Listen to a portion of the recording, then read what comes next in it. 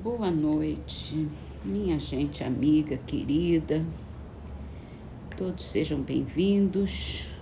Muita paz em seus corações. Livro Agenda Cristã de André Luiz. Hoje a mensagem é ótima. Revele-se. Nas lutas habituais, não exija a educação do companheiro. Demonstre a sua. Um ótimo jeito de viver em paz. No Livro dos Espíritos, a pergunta 978. A lembrança das faltas que a alma, quando imperfeita, tenha cometido, não lhe turba a felicidade, mesmo depois de se haver purificado? Não, porque resgatou suas faltas e saiu vitoriosa das provas a que se submetera para esse fim. A gente só tem peso na consciência enquanto não resgata, né? Quando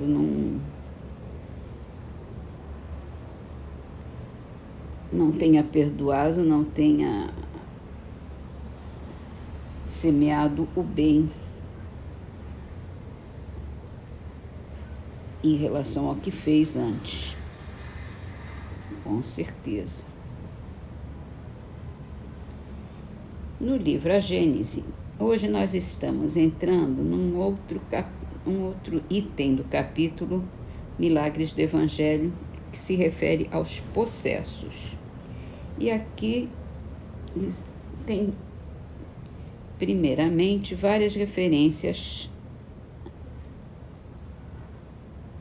aos textos do Evangelho, dos Evangelhos. Para resumir, eu não vou ler cada passagem, vou dar uma pincelada e depois, de acordo com quem tiver mais interesse em procurar, fica a referência de cada um. Então, o primeiro está em Marcos, capítulo 1, versículos 21 a 27. Ele fala de quando um homem possesso, ele falou com Jesus, que há entre nós Jesus de Nazaré. E Jesus manda que ele se cale e saia do homem onde ele estava. Então o espírito impuro agita o homem em violentas convulsões e sai. E todos se surpreendem, como sempre, perguntam o que tinha acontecido, o que era aquilo. Depois, uma segunda passagem está em Mateus, capítulo 9, versículos 32 a 34.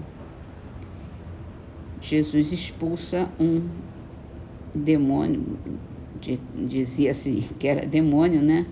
Possesso do demônio. O homem era mudo. E depois que expulsa o demônio, o mudo falou e demonstra admiração, dizendo: jamais se viu coisa semelhante em Israel. E os fariseus começam a falar que que Jesus estava expulsando os demônios porque ele tinha parte com os demônios. A terceira passagem está em Marcos, capítulo 9, versículos 13 a 28. É uma passagem em que os discípulos não conseguiram tirar o espírito de um possesso que era eles dizem aqui, está possesso de um espírito mudo. Ele não falava, ele era de uma criança, de um menino, e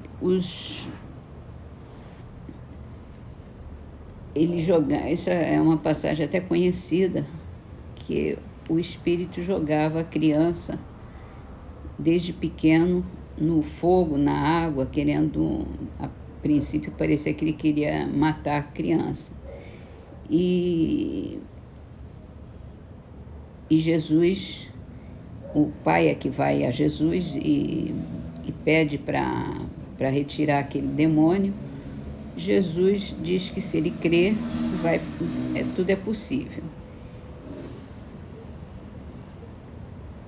E aí Jesus fala: espírito surdo, mudo, sai desse menino e não entre mais nele. E o espírito, soltando um grande grito, agita o menino em violentas convulsões e sai. O menino parece que está morto, mas Jesus toma-lhe as mãos e o faz levantar. Quando Jesus volta para casa, os discípulos perguntam por que eles não conseguiram expulsar aquele demônio. E ele responde que os espíritos dessa espécie não são facilmente expulsos, a não ser pela prece e pelo jejum. E por último, uma passagem de Mateus, que está no capítulo 12, versículo 22 a 28. E aqui já é uma passagem mais em relação aos fariseus. Jesus expulsa um possesso cego e mudo, que volta a ver e a falar, e os fariseus dizem que a mesma coisa de antes, né? Que Jesus tinha parte com o demônio. E aí Jesus confronta eles, dizendo que todo o reino que se divide contra si mesmo está arruinado, e toda cidade ou casa que se divide contra si mesma não subsiste. Se Satanás expulsa Satanás, ele está dividido e não poderá, o reino de Satanás não poderá subsistir. Se eu expulso os demônios pelo Espírito de Deus, é que o reino de Deus veio até vocês. E assim termina as passagens. Agora, o comentário. Com as curas, as libertações de possessos figuram entre os mais numerosos atos de Jesus.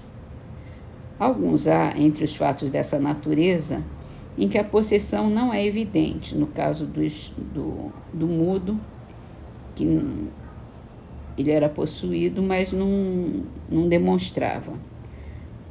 Provavelmente, naquela época, como ainda hoje acontece, atribuía-se a influência dos demônios a todas as enfermidades cuja causa não se conhecia, principalmente a mudez, a epilepsia e a catalepsia. Outros há, todavia, em que nada tem de duvidosa a ação dos maus espíritos, casos esses que guardam com os de que somos testemunhas tão frisante analogia que neles se reconhecem todos os sintomas de tal gênero de afecção. A prova de participação de uma inteligência oculta, em tal caso, ressalta de um fato material. São as múltiplas curas radicais obtidas em alguns centros espíritas pela simples evocação e doutrinação dos espíritos obsessores, sem magnetização nem medicamentos e, muitas vezes, na ausência do paciente e a grande distância deste. A imensa superioridade do Cristo lhe dava tal autoridade sobre os espíritos imperfeitos, chamados então demônios, que lhe bastava ordenar que se retirassem para que eles não pudessem resistir a essa injunção. O fato de serem alguns maus espíritos mandados se meter em copos de porcos é o que pode haver de menos provável. Aliás, seria difícil explicar a existência de tão numeroso rebanho de porcos num país onde esse animal era tido em horror e nenhuma utilidade oferecia para alimentação. Um espírito, porque mau, não deixa de ser um espírito humano, embora tão imperfeito que continue a fazer mal depois de desencarnar, como fazia antes, e é contra todas as leis da natureza que lhe seja possível fazer morada no corpo de um animal. No fato, pois, a que nos referimos, temos que reconhecer a existência de uma dessas ampliações tão comuns nos tempos de ignorância e de superstição, ou então será uma alegoria destinada a caracterizar os pendores imundos de certos espíritos. Parece que ao tempo de Jesus eram em grande número na Judéia os obsidiados e os possessos, de onde a oportunidade que ele teve de curar a muitos. Sem dúvida, os espíritos maus haviam invadido aquele país e causado uma epidemia de possessões. Sem apresentarem caráter epidêmico, as obsessões individuais são muitíssimo frequentes e se apresentam sob os mais variados aspectos que, entretanto, por um conhecimento amplo do espiritismo, facilmente se descobrem.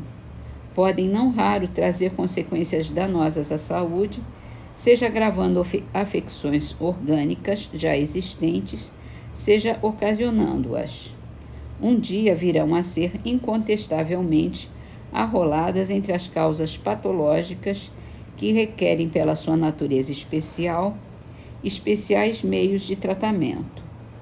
Revelando a causa do mal, o Espiritismo rasga nova senda à arte de curar e fornece à ciência meio de alcançar êxito onde, até hoje, quase sempre vê malogrados seus esforços pela razão de não atender à primordial causa do mal.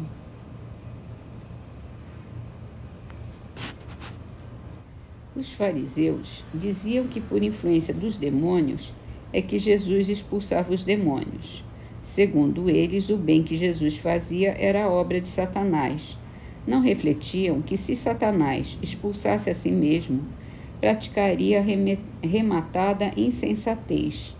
É de se notar que os fariseus daquele tempo já pretendessem que toda faculdade transcendente, e por esse motivo reputada sobrenatural, era obra do demônio, pois que, na opinião deles, era do demônio que Jesus recebia o poder de que dispunha. É esse mais um ponto de semelhança daquela com a época atual, e tal doutrina é ainda a que a Igreja procura fazer que prevaleça hoje contra as manifestações espíritas. Esse hoje é daquele tempo, né? Não é mais de hoje. Mas ainda existe muito preconceito aí contra as manifestações espirituais. Vamos encerrar então nossas leituras com a poesia de Martins Coelho, uma trovinha apenas. Simples notas. A alma apoiada na fé, que entende, trabalha e avança, onde aparece o fracasso, encontra nova esperança.